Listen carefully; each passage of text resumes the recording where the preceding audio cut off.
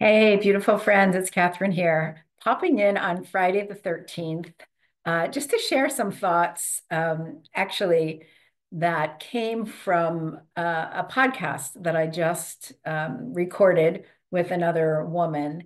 And a series of things happened that were just so interesting to me. Um, and then I felt guided to jump on and share. So, anyway, let me back up. So, I was doing a podcast as a guest this morning with a woman from the UK, and that will come out. And I'm not going to go into a whole lot of detail specifically about that. But we did sort of talk about my journey, right? From including a little bit about my early life and then all of the different jobs or things that I've done through the years that look kind of disconnected. But when I view all of them in retrospect, every one of them had a theme. It was like a thread that carries through everything that I did, whether it was early days of sort of marching for the ERA back in the 1970s here in the United States, Equal Rights Amendment, for those of you who may not know what the ERA stands for, and also for women's reproductive rights and the access to abortion care. Back in the days when I was marching for it, it was pre Roe v. Wade. And now we're on the other side of that. And it is both heartbreaking and sort of astounding to me that we have found ourselves here after all the work that we did back in those early days to try to assure women's healthcare and access to reproductive care in our health system. So anyway, we were talking about that, and then doing work as a rape crisis counselor when I was up in Massachusetts for a while, and even volunteer work at a domestic violence shelter for many years, and work as a protective service worker, working specifically with children who were living in situations where there was severe family violence. And also, I uh, sort of was in charge of the sexual abuse unit. So this thread of, working in the dark places, domestic violence, rape crisis, child abuse, even through a time of being a union organizer where I worked specifically with women in banking or administrative capacities where they were often stuck in low paying positions for many years while they trained young men coming into the systems who then were promoted up to becoming vice presidents or whatever. And, kind of the women were stuck in this dead end. So doing union organizing work to help empower women. So there's always been a thread of working with women around healing or finding their voice and their empowerment, regardless, again, of whether it was marching for the ERA or literally getting escorted out of a bank by security officers and being told I was a very disturbed young woman for trying to help women find some justice in pay equity and opportunities for advancement. Until, I call it sort of a more recent, although it's been a 30-year journey, um, into the deeper energy and spiritual realm that where I find myself today. But it's always, all of it has been that same thread of working in women, healing, transforming, and actually, working in community to raise women's voice and women's power, um, and women's rightful place in this heavily patriarchal culture that we live in. So all of that is talked about in a little more detail in the podcast. So I'll just say that for now. But as we were talking, the Kelly, who was the woman who had me on as a guest on her podcast, asked me sort of when my journey began. And it prompted for me a memory of when I was 7 years old, um, being raised in in the Catholic religion and about to make my first Holy Communion.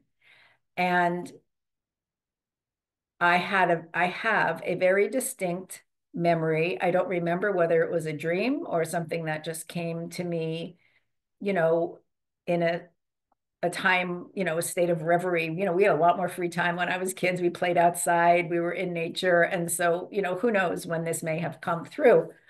But I very clearly remember some version of me, not my 7-year-old girl at that time, but standing on the top step of this very large, sort of Gothic looking church. So it was clearly not, well, I guess it could have been from this age, but it felt very old. And this version of me was committed, was standing on the top step. And I knew without knowing how I know, which is how our inner knowing, our intuition works, that I was protecting the sacredness, the sanctity of what was in that church from a tribe of marauders. Now, how a 7-year-old, girl growing up in the suburbs of New Jersey knows anything about tribes of marauders, I don't know. But again, that was so clear to me that I was willing to give my life in order to protect what was inside this church or this sanctuary. So that was the first thing that came to mind when she asked me when my journey had begun. Now, after that, I wasn't a child, as I recall, who had lots of dreams or visions. That was pretty unusual for me. And, then I went back to sleep for a bunch of years. And then the next thing that popped in sort of just, spontaneously after that was a memory of in 2008, so a much more recent memory of being in a group coaching training program where we were brought into a meditation to meet our trusted guides or trusted sources. And again, this was pretty well, about 10 years into when my spiritual journey had really begun, sort of in the mid to late 90s. But in this meditation, we were, invited to a garden, and we're in the garden and we ask our trusted sources or source to come, forward so that we know who they are. And in this meditation, a room full of, 30 or 40 people, I have a very clear, absolute clear, distinct feeling that two very powerful beings have just shown up, and they're standing on either side of me, right? Flanking me on either side. So strong and vivid that I felt like if I turned around, I would see them or I could touch them with my hand. And I knew, again, without knowing how that it was Mary Magdalene and Yeshua, or Jesus of Nazareth. And needless to say, it was pretty shocking because of how strong and how powerful and how real it felt to me. It wasn't just a thought or an idea. It was like, they came in and they were standing there, and their energy was so palpable. And that was in 2008. And at that time, they basically gave me my marching orders with love, of course, but also with the directness of, we are telling you what you came here to do.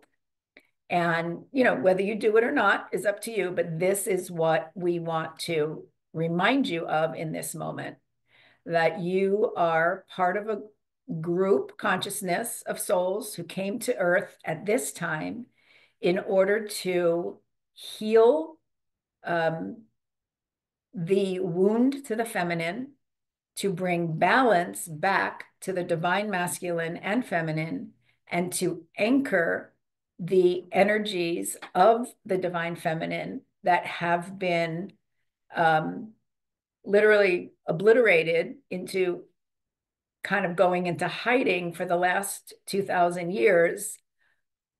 It's time to anchor this energy into the earth plane and reactivate it again. And you are one of the souls who signed on for that particular mission. And I was like, awesome. I have no idea what that means or how I'm supposed to do that. Truth of the matter is, I had heard in the years previous from a number of psychics or intuitives that part of my mission was balancing this masculine and feminine energy. So it wasn't the first time I had heard it, but you know, when Mary Magdalene and Yeshua assign it to you, it becomes more real. And they promised me that they would guide my way, that they would show me literally where to place my feet, and that they would help me with what was going to be coming out of my mouth. But they were also very clear that the work had to be done internally first, right? First, do the inner work. So the that meditation ended.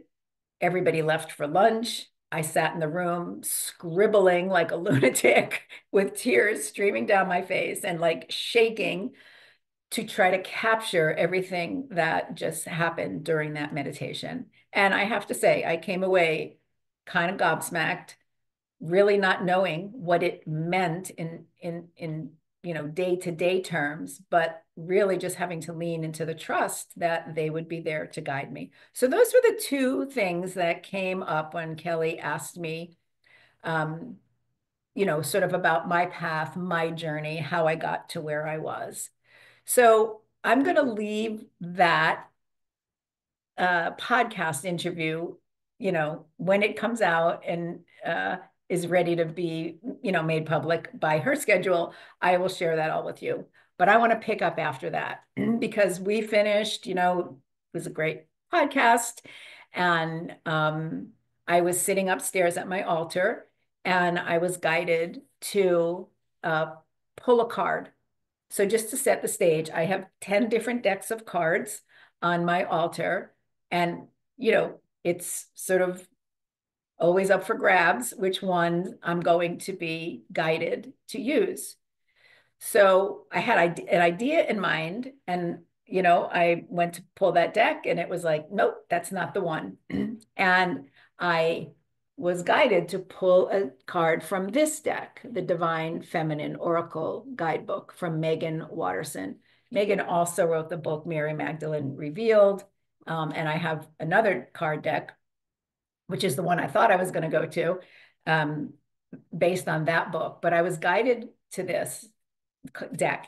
And I'm shuffling and shuffling and shuffling and shuffling. And I'm asking Spirit to bring me the one card that has, you know, the most significant or important message for me today, whether for myself or to share. And nothing's coming out of the deck. Usually a card will kind of like fly out. Nothing, nothing, nothing, nothing, nothing. And finally, I thought, okay, let me just put the deck down, cut the deck, and then pull the top card. So I put the deck down, I cut the deck, and when I went to pull the top card, I noticed there was another card, a single card sort of sticking out of the deck.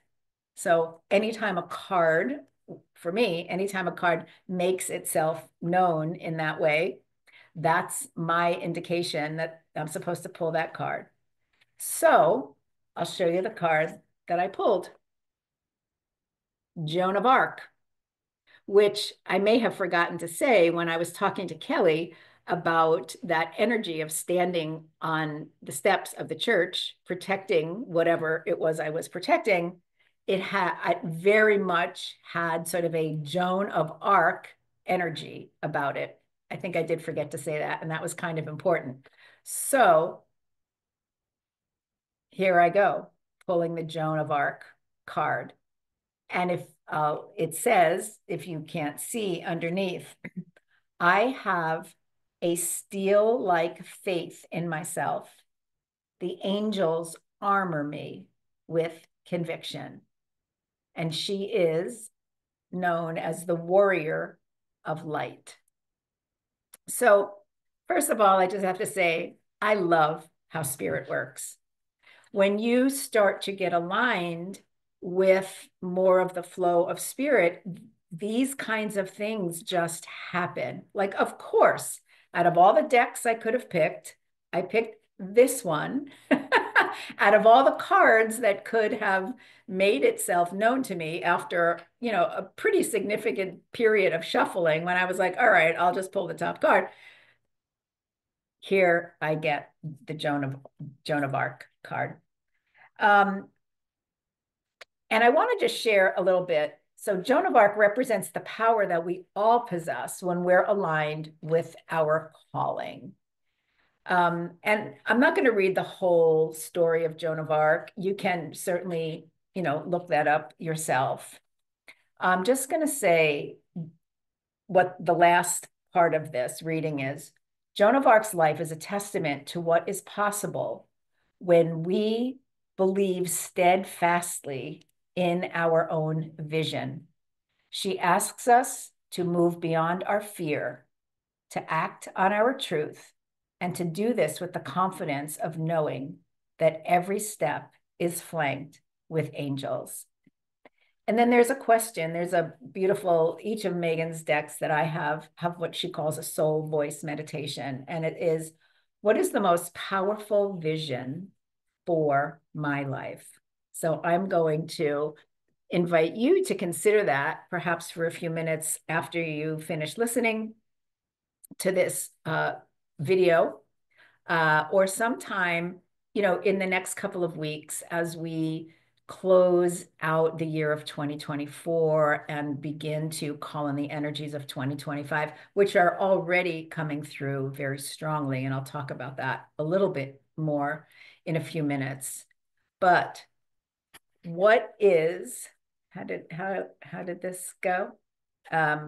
What is the most powerful vision for your life at this moment in time? So I want to share one more thing that's particularly important for today, which is Friday the 13th. So many years ago, back in 2004, when I was visioning a healing center that I opened later that year and had for 7 years, called Spirit Matters, I was guided on the internet to something called the Rooms of Creation. Now, back in 2004, there wasn't a whole lot on the internet about the laws of manifestation, right? It started to come in around then, but it, really came more fully a little bit after. And, truthfully, I was not all that. I mean, I had an idea, but I was not an avid student then of the laws of manifestation. So I didn't know what these rooms of creation were, but it opened up on my computer. And what I realized after the fact was that it was a process of manifestation, where on page 1, you wrote your vision, the thing that you wanted to bring into creation. So page 1, what's your vision? I wrote this beautiful, vision about the healing center and bringing people together for community and learning and growth and transformation and healing and all the beautiful things that were in my heart, as the reason I had left a position, another job that I was in, with this vision that had been planted in my mind 10 years earlier to open a healing center. Hadn't really worked on my own, didn't know anything about running a business, operating on total blind faith. I'm creating this healing center, right? So then the next page, so great, I write this beautiful, right, very inspiring, right, would make anybody want to jump up and go create a healing center. It was really quite awesome. And then the second page was, what are the fears that come up? And I'm like, I don't have any fear, except I start writing. And I'm writing and I'm writing, I'm writing and I'm writing. And I'm kind of like, what the heck is going on here? Because it clearly did not feel like it was coming. It wasn't something I was creating from my own mind. It was something that was being written through me, I would say. I get finished and I go back to reread it because I'm kind of like, what the heck is this? And basically, it was, I'm afraid of being called out for being a charlatan and a fraud. I'm afraid that I'm going to be dragged into the town center and put in stocks, and I will be a laughing stock, and my children will think of me as a quack, and all of this, and burned at the stake. And I'm like, what in God's name is all of this? Well, what I know now that I didn't know then was that that was the programming of the witch wound coming full front and center as I was deciding to step in more visibly into work as a healer, because by then I was trained in a lot of different healing modalities, not only as a therapist, but bringing a lot of other kinds of healing modalities forward. I was opening a center, so I was sort of setting myself up as a kind of a leader in the community. Back in 2004, there weren't a lot of healing centers the way they are now. And subconsciously, I was carrying a boatload of fear um, and old programming that I didn't know about, which came out in this statement.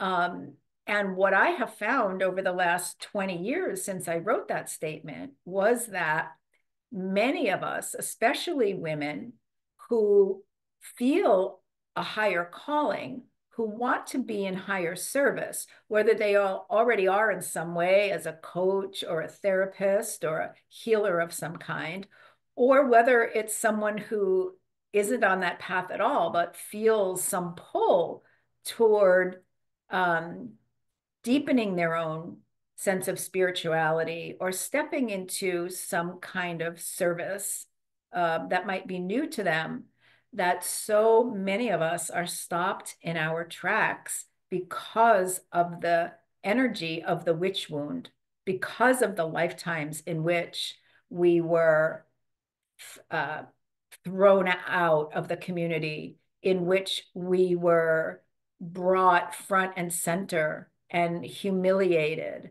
when we were pitted against each other to tell on each other in order to protect ourselves or our children. And in fact, many lifetimes where we were actually killed, hung, neck cut off, burned at the stake, whatever it happened to be, because of our gifts of healing, of midwifery, of being an herbalist, of being a wise woman, of being a priestess with a direct connection to source that didn't have to go through some church structure or dogma or patriarchal political system. And when the patriarchy started to come in, this is how they took over the power. They basically cleaned out all of the women and some men who understood this direct connection to source and deep connection to the earth. And I'm bringing this around today because they took all of the holy days and changed the stories, made the women either wrote them out completely or made them the villain or the one who needed saving, and put men in as the saviors or as the ones who had the connection to God, or right. But Friday the 13th actually started as a day of the goddess. it was a high holy day when the goddesses and the priestesses celebrated Friday, which was sort of known as the day of the goddess, and 13, which was a very spiritual number. So in patriarchal societies, Friday the 13th was very often seen as a day of celebration and reverence for the divine feminine, right? Friday is associated with the goddess Frigg or Freya, who represents love and fertility and beauty. And the number 13 symbolizes the 13 lunar cycles in a year, which back in the day also aligned pretty much with women's menstrual cycles and the rhythms of nature.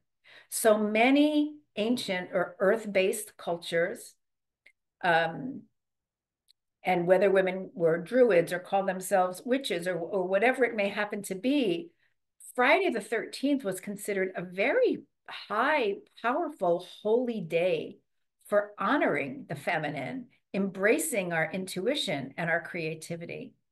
And we can see just how twisted and distorted that holy and sacred day has become in the patriarchal attempt to destroy it, to take the power away from women and make Friday the 13th a day of black cats and witches and bad luck and spells, right? This is just one small way in which the patriarchy took something holy and sacred and twisted it into something that would disempower women and, in fact, make them a laughing stock, witches with big noses and brooms and the hags, right? So anyway, it felt important to just bring that into this conversation today about, since it is Friday the 13th, and I happened to be on this podcast and didn't really look at the date until we were talking. And then this whole thing about witch wounding came up. Again, just the way spirit guides the conversation, guided me to pull that card on Joan of Arc, guided this to be done on Friday the 13th. None of this done consciously, but also when you're in the flow of the divine feminine energy or source energy, these things just sort of magically happen, right? So I just wanted to share those things with you. And I also, while I was on, wanted to just bring up the significance of yesterday, which was 12/12/24. So 12/12 is every year, regardless of, whether the ending actually ends up in 24, although that sort of superpowers it even more, 12/12/24. It's in spiritual circles and energetic metaphysical circles, it's known as a portal or as a gateway. And I'm just going to share some of why that's the case, because between yesterday and today, I would really invite you, and the question that I asked about the highest vision of your soul, to really take some time, find some time to sit with the very powerful and potent energies that we're in and will stay in through the end of the year. But let me share a little bit with you about the 12/12 energies. So the 12/12 gateway is often viewed, again, as a significant portal, a time of heightened energetic alignment and transformation.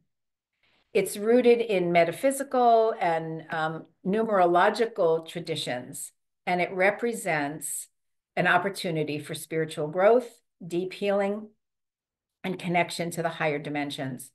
So 12/12 obviously combines the energies of 1 and 2, which represent completion, wholeness, and divine order. 12 months, 12 cycle, 12 signs of the zodiac.